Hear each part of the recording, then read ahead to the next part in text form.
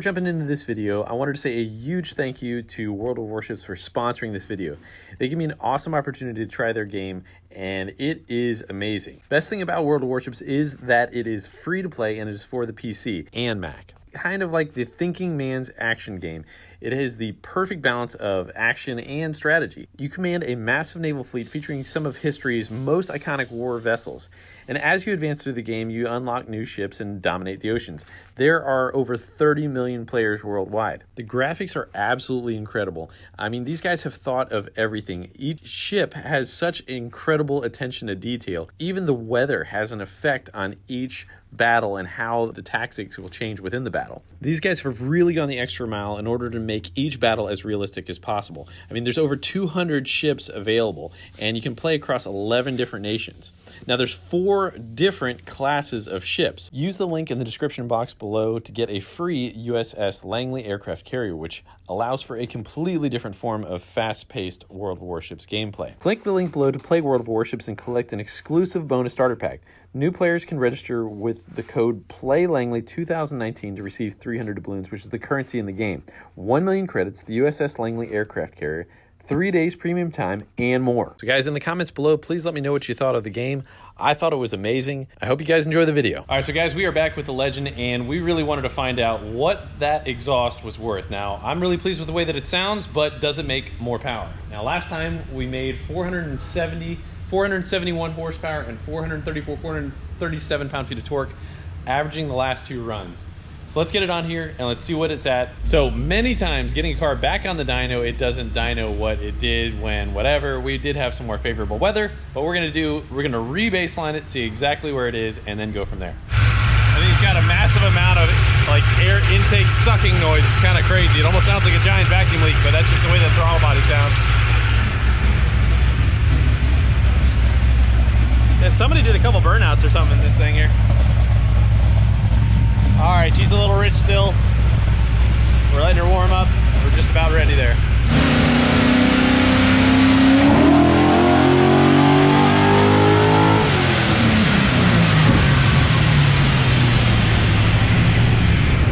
Right about the same, right about the same. So we got, it's a little rich still. It's definitely blowing lots of smoke out and stuff.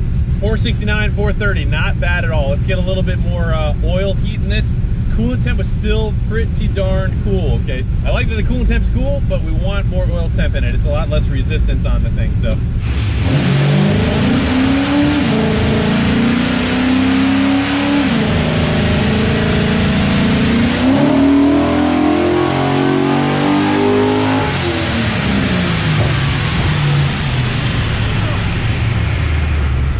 .467, 430. Doesn't look like we really gained any power with the mufflers yet.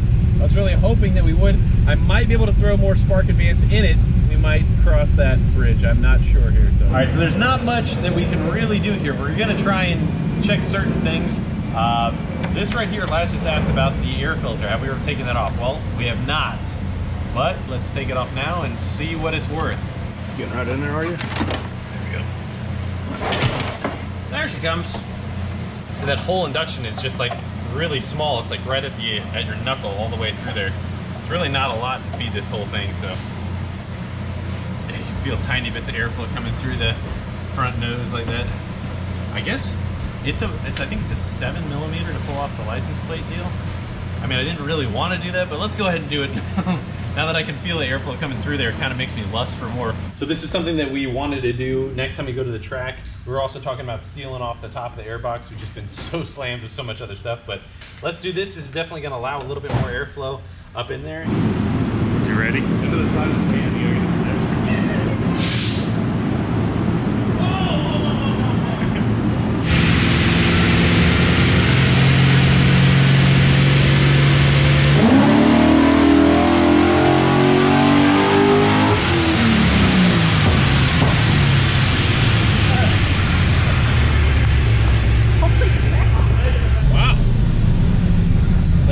Picked up some power.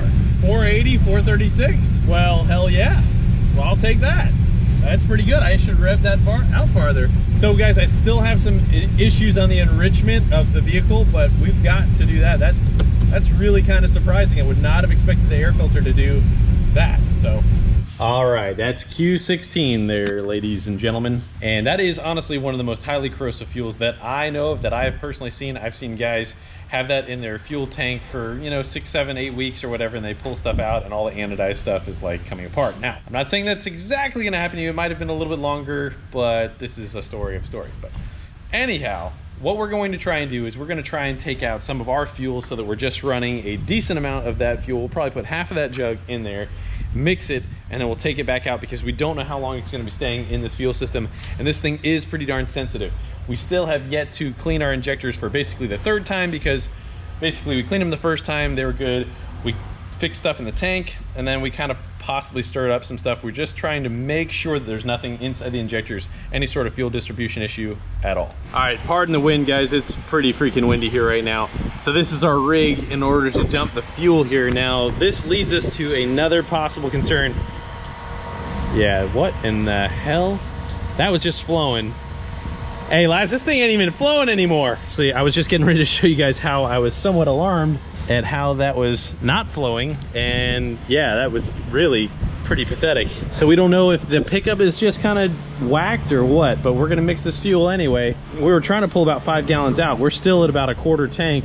Yeah, it is a 1980 something gauge and all that, but man, we still got a lot of things to figure out with this darn car. But that's really weird. This fuel situation has kind of been a problem from the get-go, and we really probably need to revisit another solution here. All right, now give it a smell. Dude, that stuff is, like, seriously, as windy as it is, can you smell it? It's pretty freaking dank. They said it had a light yellow tinge, is what they said. Keep her coming, keep her flowing. All right, well, 2.5 gallons of Q16 down the hatch. Man, that's got some smell.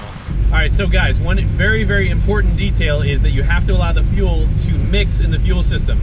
So if you have a return style fuel system, which you should know that if you have a fuel pressure regulator up in the front of the car or something, most older cars are kind of that way, or most real high performance stuff that has been converted that way will be such. However, newer cars, most of them are a deadhead system, so that means that there is no return up there.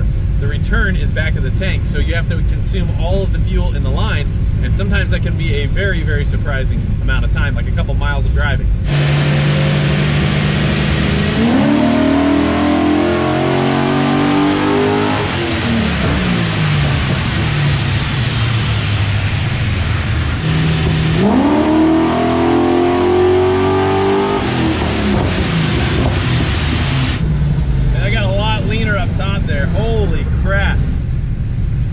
Okay, so we actually lost power, but it's a lot leaner. 469, 438. So we would have made better torque, but it just leaned out. Man, I'm gonna have to remap this thing. All right, so guys, right here, this is kind of the air fuel that this thing wants to be. We were kind of running mid-12s, and I had a really rich spot here, but so this is what happened. As we went up, it did make more power right there. As you can see, it made 438 pound-feet of torque. That's the most that it's made. And then as the air fuel got leaner, it trailed down beneath these other pulls, and we are running a little bit less now, but it needs the enrichment, and we are at the borderline limit of our fuel system. So I gotta go back to the chip, and we are at the limit of what we can do with this fuel pump and with these injectors. So we're gonna find out. I'm gonna try and push it as hard as I can to get as much fuel as we can in there. But if I can't, then that's all we can do, and we're gonna have to kind of regroup, put some bigger injectors and a bigger fuel pump in there.